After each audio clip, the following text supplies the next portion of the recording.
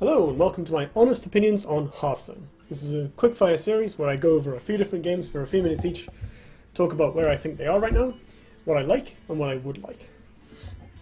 So, I've played a lot of Hearthstone in my life. I think I started playing it a few weeks after it came out, if that.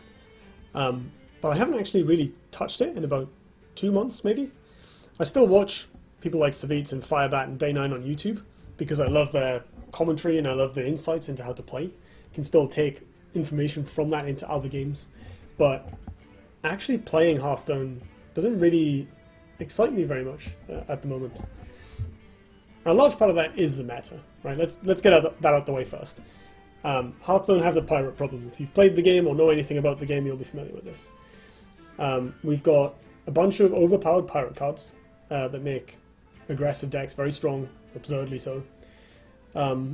We've got Jade Golems for the mid-range side, making long game control decks basically largely unviable because of the snowballing power of Jades. And we've got Reno decks, because the only way you can possibly survive against an aggro start from these pirate decks is Reno Jackson.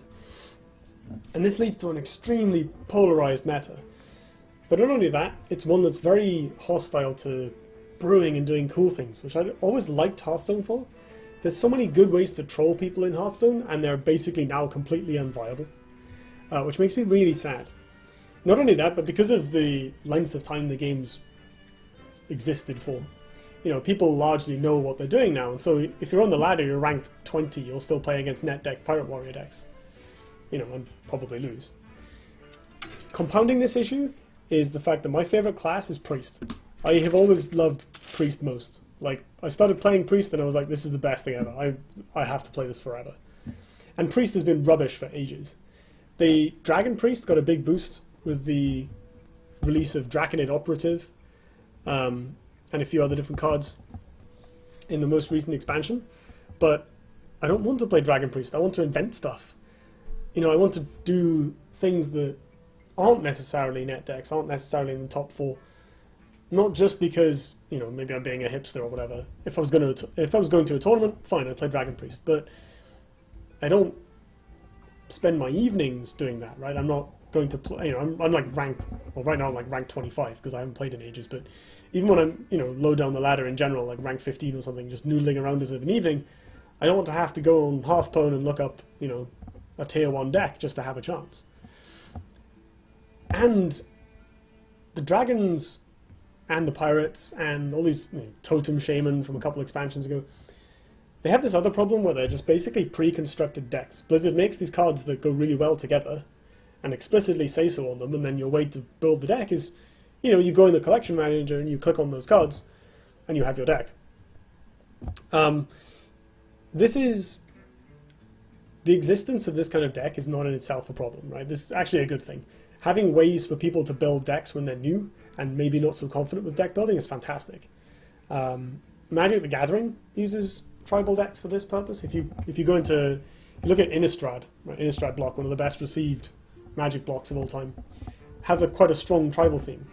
Part of that is fun and flavor, and part of that is an accessibility thing, right? If you're very new to the game, you're a kitchen table player, you can go in, you look at this card that says, this card is great when I have loads of vampires in my deck. Cool, I'm going to collect all the vampires. And those were centered around a couple of different colors, and so you'd end up with a red-black vampires deck through, needing to know almost nothing about the game. So having those in Hearthstone is not bad, right? Having dragons and pirates and mechs is not inherently unhealthy. The problem is that those cards are so pushed that you can't do anything else. Apart from play Reno decks, which now have their own creative limitations. This is another issue. The deck I had been playing most recently was this. This is a Reno Priest deck. It's mine. It's missing something. You probably can't easily see it from this scrolling list, but if you look at the 4-drops, and specifically around this area, there's something I don't have. And that card is Kazakus. The existence of Kazakus has shifted control meta and control mirrors very hard in the direction of just this particular card. It's so strong, and so much stronger than all the alternatives, even with the random limitation on it, that it is basically often how you live against aggro. You need Kazakus to give you an efficient board clear that also gets you card advantage. And in long game control mirrors, you know, Kazakus is like a 5-for-1, or if you brand him as, you know, maybe a 9-for-1. And nothing else in the game can stand up to that. And I don't have Kazakus, so my deck sucks. That's simple as. I mean, it's Priest, so it sucks anyway. But, like, the lack of Kazakus is crippling. And at some point I sat down and I thought about it, and I realized that in order to get Kazakus, you know, you'll see I have 260 dust. Ooh, sorry about that. 260 dust. Crafting Kazakus costs 1600. You don't gain dust very quickly in Hearthstone, and I figured out that to get Kazakus would take like a month and a half or something, even if I did all my dailies. And at that point I just basically stopped playing, because the deck I wanted to play, that happened to be more or less the only thing I was interested in, at least at the time, was gonna take me a month and a half of grinding to unlock. That's way too much. It's not the only deck I've been playing. You know, each of the recent expansions has brought me, you know, new things to experience with, new brews. I was very excited to try out the Jade Golem deck when it was released, or Jade Idol deck, sorry. So I built a version that lent very heavily on Gadgets and Auctioneer, and played Yogg and Barnes and other silly things. Like, the idea is you can Barnes for Gadgetzan or Fandral and go off more reliably, and you have Yogg as basically a reset button if the game goes wrong. And you know, this largely worked because it's not too many cards off the tier 1 or whatever, tier 1.5 Jade Golem deck. But knowing that was that, like, seeing basically everyone else who plays the game build this deck or end up playing this deck, that put me off. I like to brew, I like to experiment, I like to do my own thing.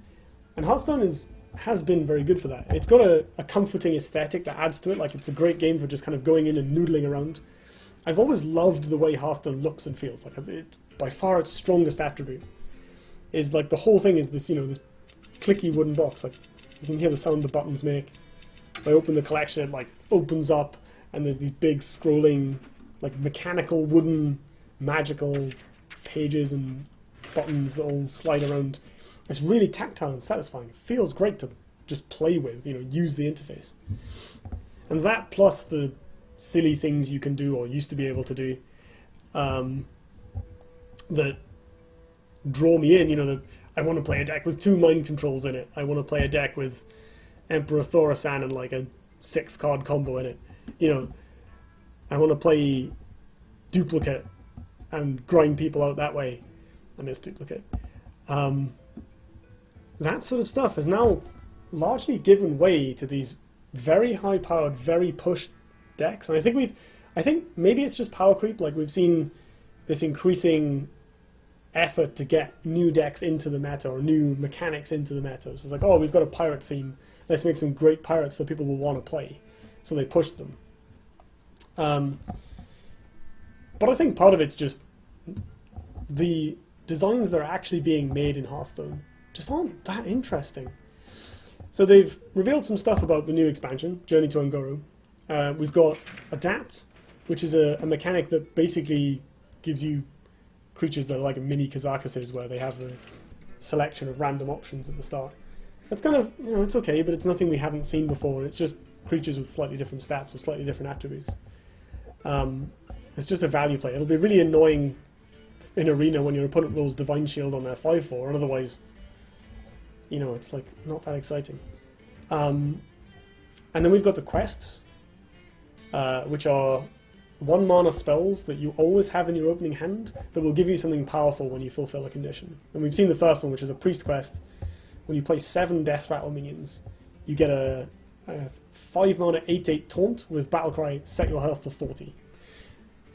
And what you have here is basically like, play in this very specific linear prescribed way, using this probably quite small set of cards to choose from, and will give you some reward that will probably be viable in competitive play. And it's the same thing we've already seen. It's like one mechanic that won't do much, like we've had Inspire and the hand buff Paladin, which granted was probably supposed to be powerful, but hasn't really worked. And then this like very linear strategy and this absurd payoff. And I think the game's been trending in that direction over time. We've got more and more pre-constructed decks, less room to brew, and more power level on the pre-constructed decks, such that the brews and the experiments are less viable. I don't know if this is just an artifact of the way Team 5 balances things, or if I'm making this up, or if it's a coincidence. That's entirely possible. The landscape of the format's going to shift quite a bit when Ungoro comes out, because we're going to have a lot of cards rotate from standard, as well as a few cards get permanently retired. But at the same time, so far, we're not getting much that's new. And at the moment, I'm pessimistic. I'm not really convinced that this expansion is going to turn the game around, as it were, which I'm kind of hoping that it will do. The other thing is, there's kind of a core, or what I see as a core issue with the game. You know, there's a lot of people make these videos saying, oh, the real problem with X, the big problem with X. And ironically, they're all, as far as I'm concerned, they're all wrong. That's a sweeping statement to make, but I think there's one fundamental issue, and it's not the fundamental issue, but there is a fundamental problem with Hearthstone that I think a lot of people have missed out on or don't touch on, which is that in Hearthstone, the attacker gets to make all of the decisions. So if I'm ahead on board in Hearthstone, right, if I have a minion and you don't, if you play a minion, I get to decide whether I'm going to use a removal spell on it. I get to decide what minion I'm going to play next turn, probably uncontested. I get to decide how I make the trades. I can play minions that pump things, or I can decide to ignore it and go face. You can decide what minion to play that turn, what you're going to feed into the meat grinder. That's it. And there are so few cards that can actually turn that around. Even the board wipes, right? You know, there's AoE clears like Flame Strike, Twisting Nether, and so on. They're expensive enough that you can't usually play something else as well. Part of the strength of Kazakus is that he's got quite a few different options where you can clear your opponent's board and advance your own, allowing you to actually swing tempo. But that's one specific card. And the core mechanics of the game are very hostile to this. You see this in Arena all the time, right? In Arena, most cards don't do anything. I mean, so they've recently adjusted it so that spells are more prevalent, which maybe will help.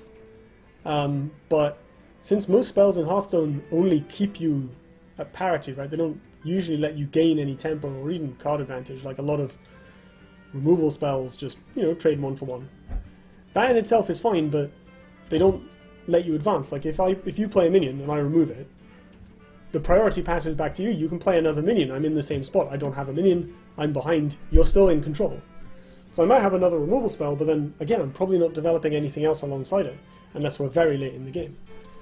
And the games are often decided by then in Arena. You know, it's such a tempo-y format.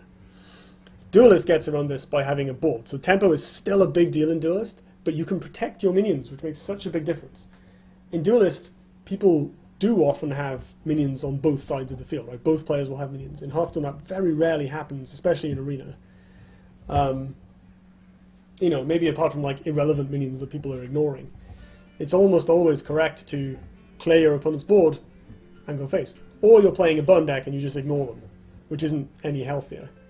And is again an artifact of the fact that the defender doesn't get to make any decisions or have any input.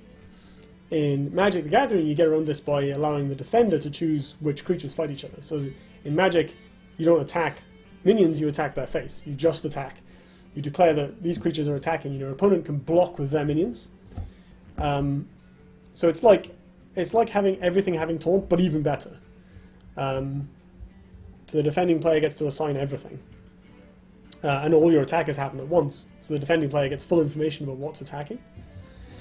And this means that if you play a minion, and I play a minion, we're at parity again, right? I went second, but I've been able to keep up with you. If you attack, I can say, yes, these minions are going to trade, or I can say, no, I'll let it through.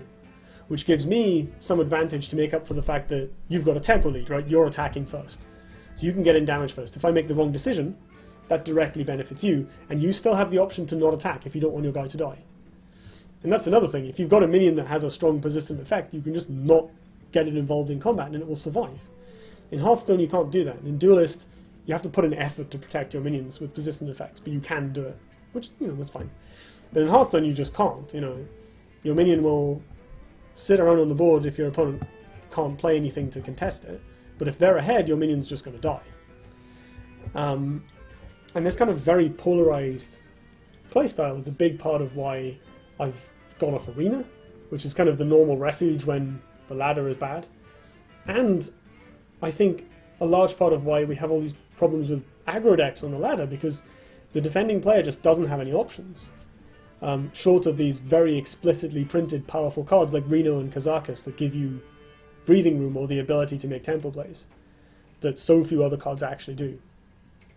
And it's just very interesting that, like, when you're behind in Hearthstone, the vast majority of cards do nothing. Even the removal spells, they buy you another turn, but that's it. They don't let you move ahead in the game unless you've got very specific ones or your opponent's played in a specific way. They might get you some card advantage if your opponent walks into a flame strike, but you still don't gain any tempo in the majority of board states. So, by the very design of the game's core mechanics, face decks are very heavily rewarded because it's very difficult to stop them with just minions. You have to have stuff like Reno. Staying ahead on board is massively rewarded by the core mechanics of the game. So if you are ahead, you're very favoured to win. If you're behind, you're very disfavoured to win. And this goes double in Arena, where you don't get to fill your deck with exclusively the cards that actually do anything in that situation. Whereas in Constructed, you can. So in Constructed, it leads to very polarised metas, and in Arena, it leads to just very polarised games that are often decided on turn 2, just by who gets the first minion down. Yeah, and so I don't know if that constitutes a rant. I've rambled. I don't want to be entirely negative. Like I said, I used to love this game. I've had a lot of good times with it. I love the interface, the way it's designed overall, the aesthetic of it. But I think as a competitive experience, it's quite shallow. And as an experience for someone like me who likes to invent and explore and brew and just chill with my games at the end of the day, I find it unsatisfying. Like, it's not so good when I'm in serious mode because the options for breaking the meta are quite limited, and the gameplay is often quite one-sided. It's like, do you draw Reno against the aggro deck and so on. And it's not so interesting as a casual game because the meta is so polarized towards these tier 1 decks and everything else just, you just die to Pirate Warrior. Part of the reason I enjoy watching people like Firebat play is that they are at the level of play where they can still get a lot of depth and interest out of these micro-optimizations between formats and between formats, in matchups and in their decks, changing individual cards in the same 2 or 3 decks. Or they have the ability to play well enough that they can experiment and, just upload the games that go well to YouTube, I assume. So, for someone like me who's like an intermediate level player, there's just not that much to keep me going, and I sadly haven't touched the game in ages. Which again makes me really sad. I've got a reasonably large collection. It is hard to build a comprehensive collection in Hearthstone, but I've put the effort in. I've given Blizzard a fair amount of money because I felt they deserved it for this, for this game I've gotten so much enjoyment out of. But I don't see myself really ever playing it again. I'll keep following it because I want to know if it changes. I want to know what's viable, and I do find reading about it interesting. But I'm not sure, unless something drastically flips around, that I'm not sure I'll actually play it again, which makes me really sad. It's not a nice feeling to put down a game and say, no, I've had enough of you now. Not in a sort of, I haven't completed it. I've literally just gotten a bit sick of it. And that's so sad. I wanted more out of it than that. But yeah, I don't resent Hearthstone. I don't have to play it. No one's forcing me. I think it has a lot of problems right now. I'm not entirely sure the developers have their fingers quite on the pulse of how that's happening. Like, they are getting a lot better at communicating with the community and making more rapid changes, probably learning from the Overwatch team, who are doing an amazing job of that. But hitherto, at least up to now, like, we've not seen much. I think they're trying to change more, but I don't know if they're going to go all the way down and change the fundamental way that they design sets or design decks, design archetypes, or, you know, whether they'll actually go and take a look at the game's core mechanics like I want them to. I don't know how many people have even brought this up. I might be the first person to really voice the whole, you know, aggressor having all the decisions thing in that particular way. And I don't know what they'd do about it. Like, I don't have a good suggestion. So this is more or less just useless grousing, but it's nice to get my opinion out there. But yeah, if you made it this far, thank you for watching, and I'll see you next time.